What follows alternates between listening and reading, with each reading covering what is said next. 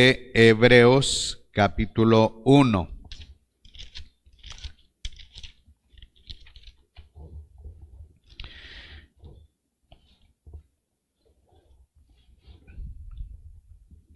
Muy bien, dice el versículo 1, habiendo Elohim hablado, dice, en el tiempo antiguo, muchas veces, de muchas maneras, a los padres por los profetas.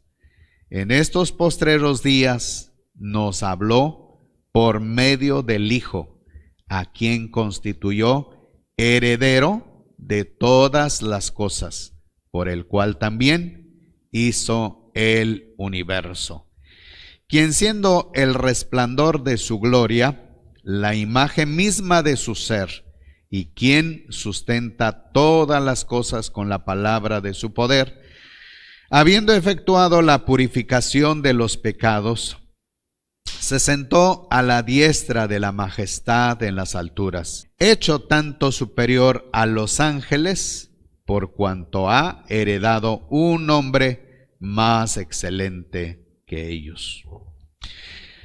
Bien, no voy a hacer un comentario amplio sobre estos 4 versículos. Solamente quiero referirme el versículo 1 y el versículo 2. Es acerca de cómo nuestro Abacados se manifestó desde tiempos antiguos, desde Adán, Noé, Abraham, y así podemos llegar hasta antes de los días de Yeshua HaMashiach. Así que nuestro Abacados eligió a cada uno de los personajes que he mencionado que fueran sus profetas. De hecho, Abraham fue un profeta porque transmitía el mensaje del Todopoderoso.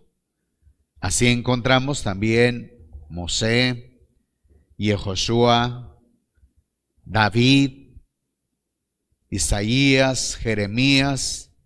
Todos esos personajes fueron portadores del mensaje del Abacados.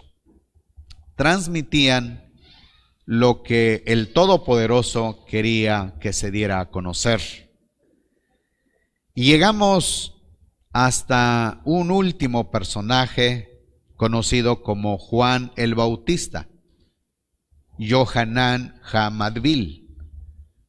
Hasta aquí tenemos el tiempo de los profetas, cómo nuestro Padre Celestial había estado instruyendo, había estado enseñando a todas las generaciones. Versículo 2 dice, en estos postreros días nos habló por medio del Hijo, a quien constituyó heredero de todas las cosas, por el cual también hizo el universo.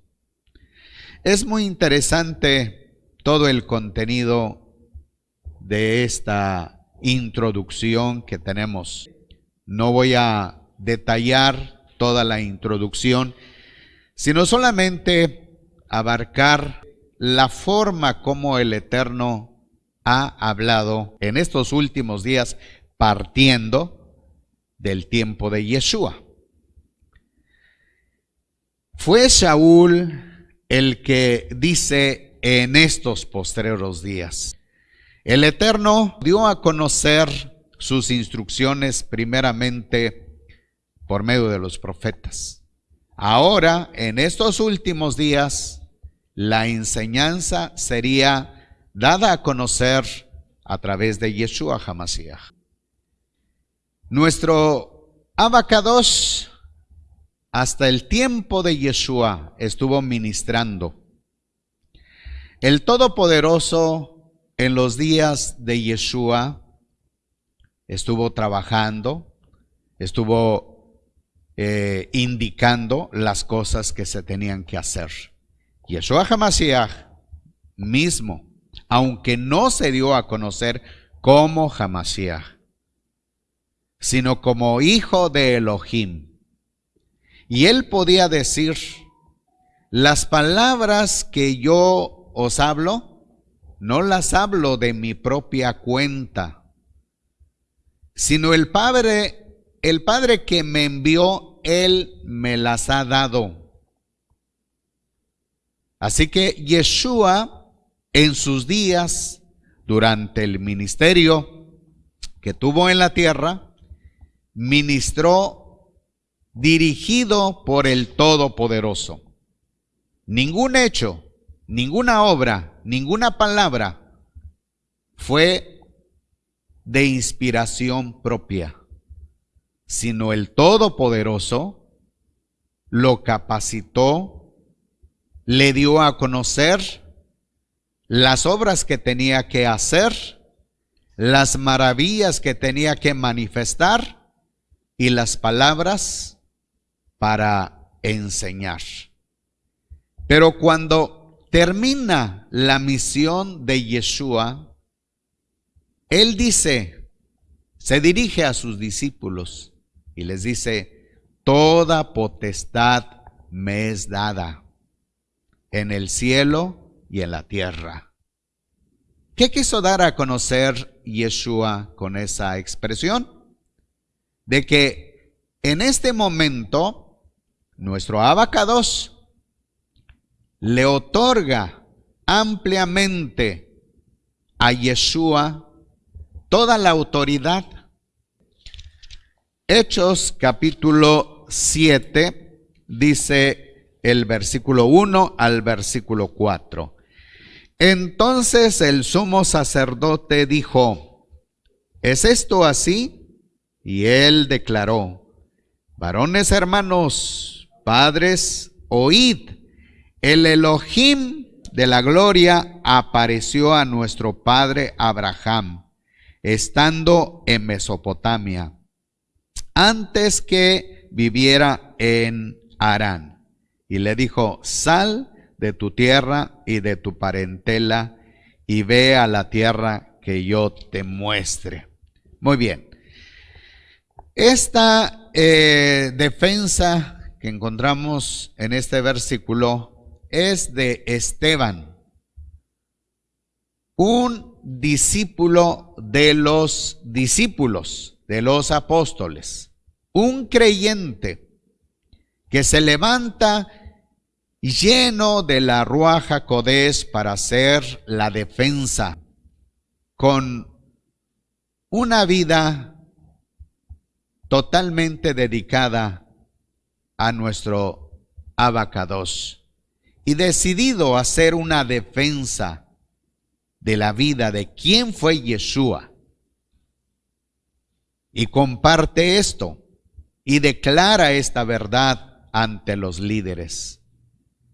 Pero los líderes no estaban satisfechos por toda la explicación que él estaba dando.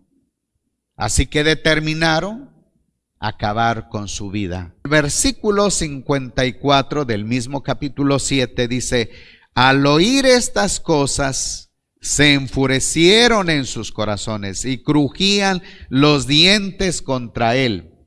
Pero él, lleno de la Ruaj HaKodesh, fijó los ojos en el cielo y vio la gloria de Elohim y a Yeshua en pie a la diestra de Elohim. Y dijo, he aquí, veo los cielos abiertos y al Hijo del Hombre en pie a la diestra de Elohim.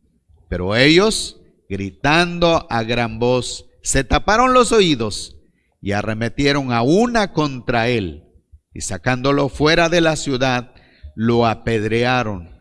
Y los testigos pusieron sus ropas a los pies de un joven llamado Saúl. Y mientras apedreaban a Esteban, él invocaba y decía, Señor Yeshua, recibe mi ruaj. y puesto de rodillas clamó a gran voz: Señor, no les tomes en cuenta este pecado. Y habiendo dicho esto, durmió. Es Yeshua el que representa al Padre en este momento. Y por eso se dirige a Yeshua. Encomienda su vida a Yeshua. Los líderes estaban en contra. Habían decidido, habían tomado la determinación de acabar con él. No había tiempo que perder. La amenaza se cumple. Y ahora tenemos el versículo 59. Esteban, que dice: él invocaba y decía: Señor Yeshua, recibe mi ruaj. Así que la encomienda que hace Esteban es a Yeshua, el representante de nuestro Padre Celestial. Dice el versículo 58, y sacándolo fuera de la ciudad, lo apedrearon, y los testigos pusieron sus ropas. ¿A dónde? A los pies ¿de quién? De un joven llamado Saúl. ¿Qué indicaba esto? ¿O qué indica este acontecimiento? Sobre los verdugos, ¿qué hicieron? Dejaron su ropa a los pies ¿de quién? De Saúl. ¿Y qué quiere decir eso? ¿Qué nos indica eso? No es solamente una casualidad el hecho de que los verdugos hayan puesto esa ropa delante de él. Era una señal de decir: te estamos dando ejemplo para que tú hagas lo mismo también. Estamos hablando de Saúl antes del encuentro con Yeshua. Eso es lo que tenemos aquí. No confundamos esta parte. Cuando decimos Saúl, hablaremos siempre de Saúl, pero esta parte se refiere antes del encuentro con Yeshua. Este personaje fue dirigido, fue capacitado, fue instruido en Jerusalén bajo el liderazgo de un gran rabino conocido en aquel tiempo llamado Gamaliel. Así que, siendo muy joven, que se apegó a la Torá, a las tradiciones,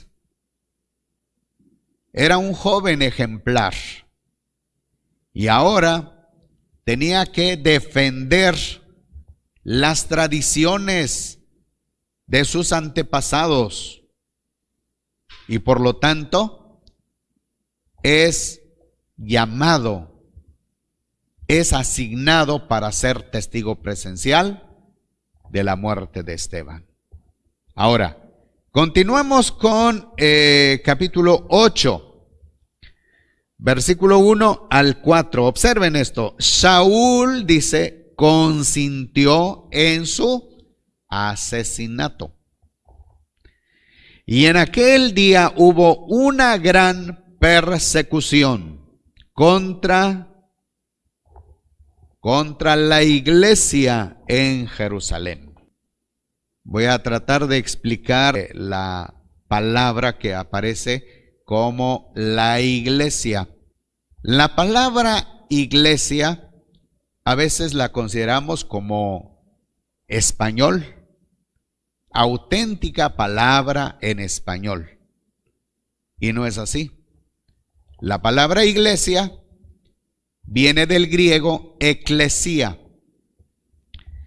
Y esa palabra ya existía en los volúmenes antiguos de las escrituras del Tanaj, mal llamada como la escritura del Antiguo Testamento. 200 años antes de Yeshua se tradujo la escritura, el Tanaj, al griego, es decir, de Génesis hasta Malaquías, por 70 rabinos que fueron elegidos. El propósito es beneficiar a todos los judíos que habían permanecido desde en los estados de los imperios, llámese Babilonia, Medo-Persa, Grecia y los romanos. Así que para favorecer a los judíos en los territorios de estos imperios, que a medida que fue cambiando de imperios hasta que llegó el imperio griego, que hizo que la lengua griega se diera a conocer en todo el imperio, y aún la lengua griega permaneció en los días del Imperio Romano. Así que había grupos que hablaban griego, latín. Eran dos lenguas importantes dentro de estos imperios. Así que para favorecer a los judíos se tradujo esta escritura. Y por lo tanto, encontramos ya la palabra iglesia en la escritura conocida como la Septuaginta.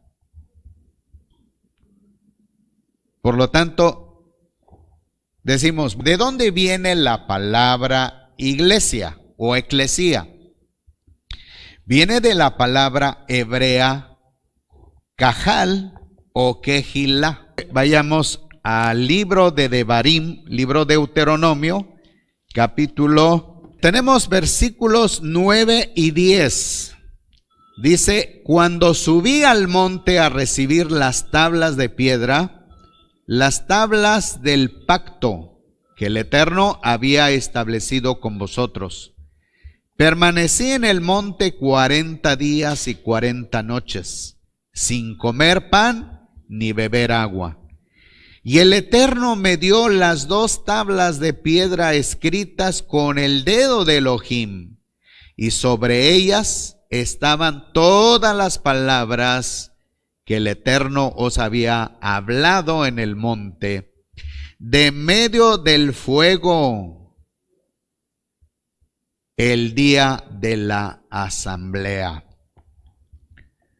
Bueno, en hebreo dice Beyom HaKahal, quiere decir el día de la asamblea.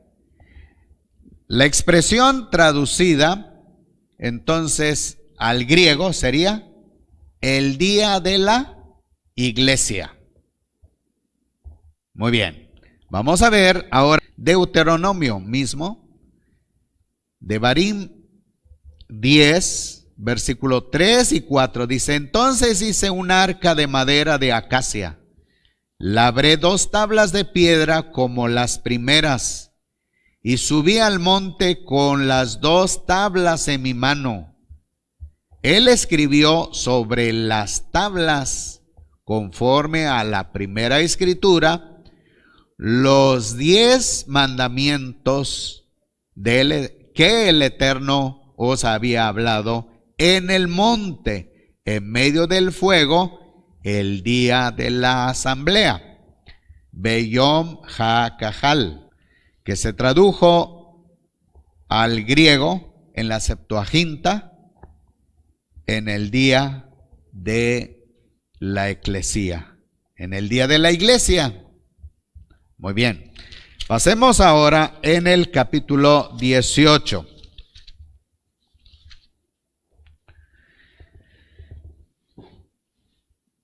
Versículos 15 y 16. Dice: el Eterno tu Elohim te levantará un profeta como yo de medio de ti, de entre tus hermanos. A él escucharéis, conforme a todo lo que pediste al Eterno tu Elohim en Horeb, el día de la asamblea, el día de la iglesia, diciendo: no vuelva yo a escuchar la voz del Eterno mi Elohim, ni vea yo más este gran fuego, para que no muera. Entonces el Eterno me dijo: bien está lo que han hablado. Hasta aquí estos versículos. Muy bien, regresamos ahora al libro de los Hechos. Entonces, la palabra iglesia se refiere a la congregación. Es una palabra griega. Ahora sabemos qué significa originalmente la comunidad, la congregación, la asamblea. Y cuando dice el versículo: Saúl consintió en su asesinato, y en aquel día hubo una gran persecución contra la asamblea, contra la comunidad de los creyentes, contra la congregación que se estaba formando en Jerusalén. Recordemos que Yeshua encargó a sus discípulos que no se fueran de Jerusalén, sino que esperaran la promesa del Padre Celestial. Y se cumplió esa promesa en el día de Shavuot. Y después del día de Shavuot, los discípulos, los apóstoles, creyeron que era menester permanecer en Jerusalén, puesto que la instrucción fue: me seréis testigos en Jerusalén, en toda Judea, en Samaria y hasta lo último de la tierra.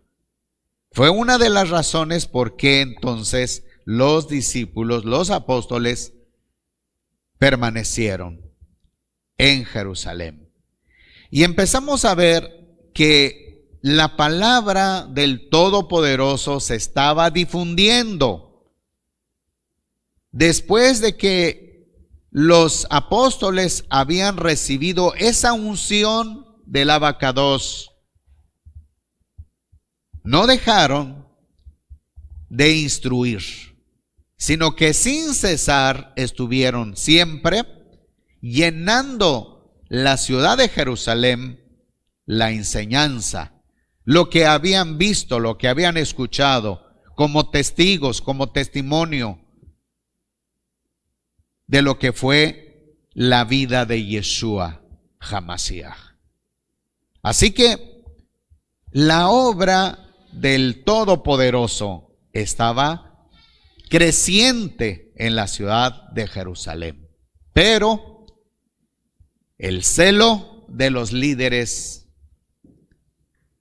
estuvo siempre latente y no estaban conformes por lo que se estaba difundiendo, por lo que se estaba llenando en la ciudad de Jerusalén. Y vemos cómo Yeshua está preparando, está levantando a sus líderes en este momento. Ahora pues vemos que Saúl, como un conocedor de la tradición y de la Torá, siente el deseo de